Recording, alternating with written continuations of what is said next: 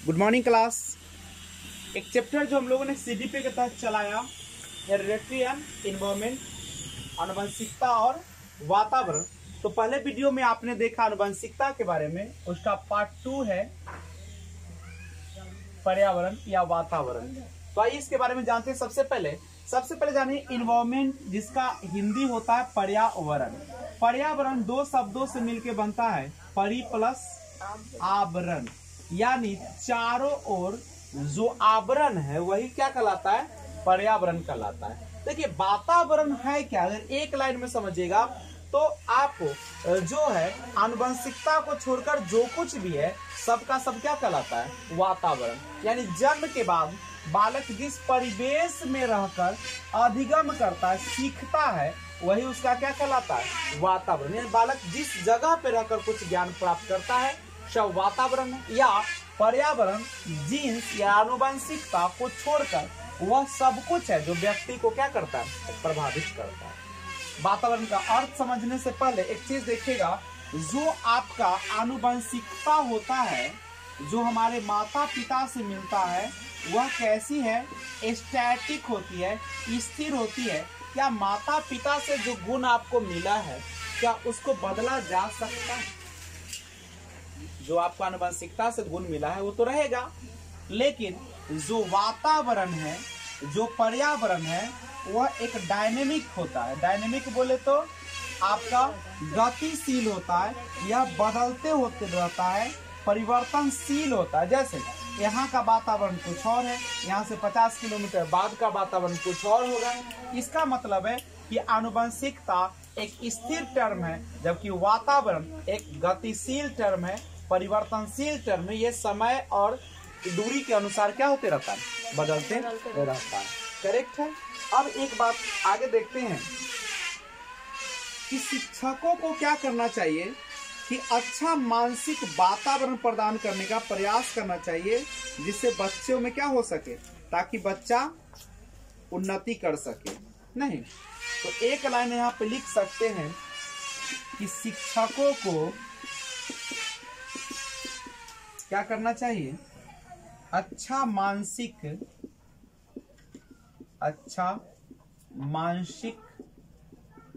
वातावरण प्रदान करने का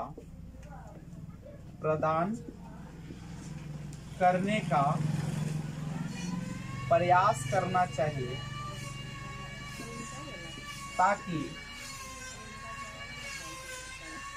एक बच्चा उन्नति कर सके, एक बच्चा उन्नति कर सके। देखिए जब तक अच्छा वातावरण नहीं मिलेगा तब तक बच्चे का विकास सही से नहीं होगा। इसलिए हर शिक्षक को यह प्रयास करना चाहिए कि अच्छा मानसिक वातावरण प्रदान करे, ताकि बच्चा रुचि के अनुसार खुशी खुशी उस चीज को क्या कर सके, सीख सके, पढ़ सके। तो ये लाइन को पहले नोट कर लिया जाए।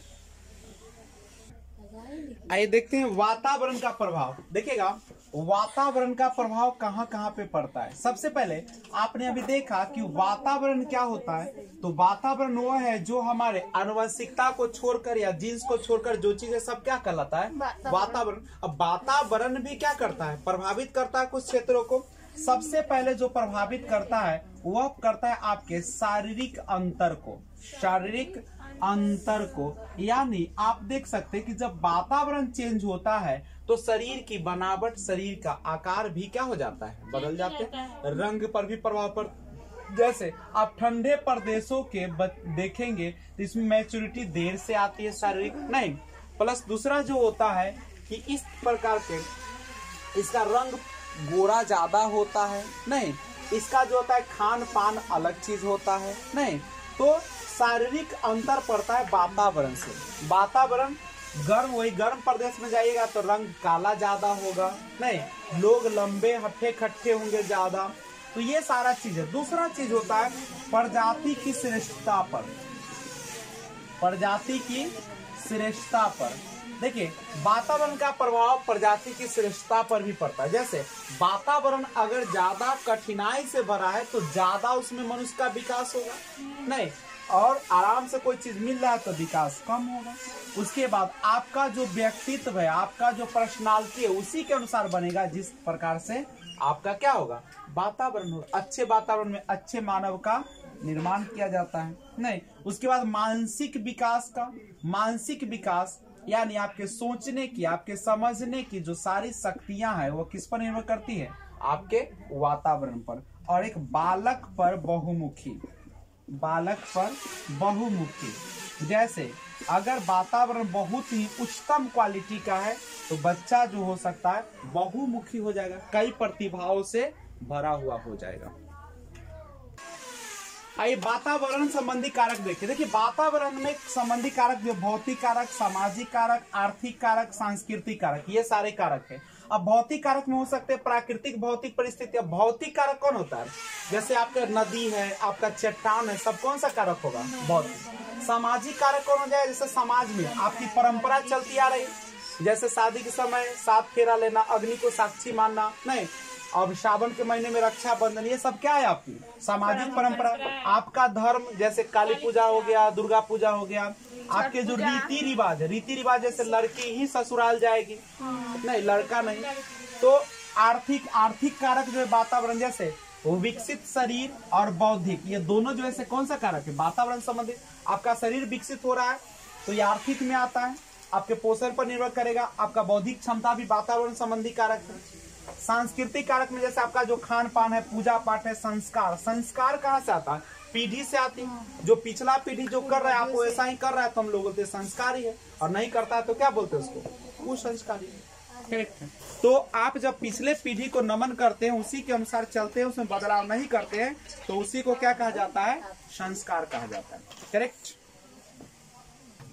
ध्यान दीजिएगा, नेचर वर्सेस नर्चर। देखिए नेचर यानी आपका जो स्वभाव है, आपका जो प्रकृति है, सब कहाँ से आती है, आपके नेचर, हेरिडिटी से आती है, हेरिडिटी से नहीं,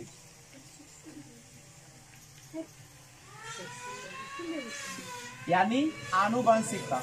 देखिए क्वेश्चन पूछ भी देता है कि बताइए प्रकृति का संबंध किससे, आनुवंशिकता से, यानी आपके माता पिता से। नर्चर जो होता है पोषण, तो पालन पोषण आपको कौन करता है, इन्वायरमेंट करता है, नहीं यानी वातावरण करता है। कौन करता है बच्चे लोग, वातावरण करता है। तो पूछे आप पोषण का संबंध किससे है, वातावरण से। ध्यान रखिएगा प्रकृति। अब यहाँ पे एक विवाद चलता है, नेचर वर्सेस नर्चर, प्रकृति बनाम पोषण। ठीक है, तो प्रकृति बनाम, देखिए कुछ लोगों का कहना है कि जिस प्रकार से आपके माता पिता से गुण मिलते हैं उसी प्रकार से बच्चे का गुण होता है। नहीं, अच्छे बीज से अच्छे फसल उगते, उसी प्रकार से अच्छे माता पिता से अच्छे गुणवान बच्चे पैदा होते। लेकिन अगर उसको वातावरण सही नहीं दिया जाए तो क्या बच्चा में अच्छा गुण आ पाएगा, क्या अच्छा सामाजिक बच्चा बन पाएगा, नहीं बन पाएगा। लेकिन कुछ लोग कहना है कि नहीं, अगर तुम प्रकृति यानी आनुवंशिकता कितना भी खराब हो, अगर उसका वातावरण अच्छा है तो बच्चे को सही बनाया जा सकता है। तो देखिए यह जो विवाद है ना, दोनों जो है से अपने अपने जगह पे सही है। आनुवंशिकता और वातावरण एक दूसरे से अंतर संबंधित होता है, इसको एक दूसरे से जुदा नहीं किया जा सकता, और एक के बिना दूसरे का अस्तित्व नहीं है। तो अगर लिखा रहता है कि 50% आनुवंशिकता 50% वातावरण का प्रभाव, तो ये गलत होता है। एक लाइन में समझिएगा कि जो आनुवंशिकता होती है, जो विकास होती है, वो आनुवंशिकता और आपके वातावरण का क्या होता है, गुणनफल होता है। परीक्षा में अगर योग दे दे तो वो भी क्या माना जाएगा, गलत। तो याद रखिएगा विकास जो होता है वह आनुवंशिकता एवं वातावरण का क्या होता है बच्चे लोग, यह गुणनफल होता है, और यह कभी भी योग नहीं होता है, घटाव नहीं होता है, भाग नहीं होता है। इस चीज को याद रखिएगा। ठीक है, तो ये यानी यहाँ से आप एक बात तो स्पष्ट समझ रहे होंगे कि जो हेरिडेटरी होता है, आनुवंशिकता को क्या बदला जा सकता है, नहीं, फिक्स्ड होता है, स्थिर होता है, निश्चित होता है। लेकिन जो इन्वायरमेंट होता है वह डायनेमिक होता है, प्रगतिशील होता है, गतिशील होता है, इसको बदला जा सकता है। ठीक है, तो ध्यान रखिएगा, यानी प्रकृति और पोषण में सबसे महत्वपूर्ण कौन है, तो दोनों महत्वपूर्ण है, और एक दूसरे से दोनों क्या है, जुड़ा हुआ होता है, अंतर संबंधित होता है। यहां से लिख सकते हैं कि आपका प्रकृति एवं पोषण, ठीक है, एक दूसरे से अंतः संबंधित होते हैं, एक के बिना दूसरे का अस्तित्व की कल्पना नहीं की जा सकती है, ठीक है, और दोनों का अपना अपना अपने अलग जगह पे अलग अलग महत्व है, ठीक है। तो ये आपका, और दूसरी बात समझिएगा कि जो होता है आनुवंशिकता जो होता है वह टोटली जो होता है बायोलॉजिकली होता है और ट्रांसमिटेड टर्म होता है, मतलब पूरी तरीके से क्या होता है, आनुवंशिकता जो होती है वह एक माता पिता या एक जीव से दूसरे जीवों में क्या होता है, स्थानांतरित होता है।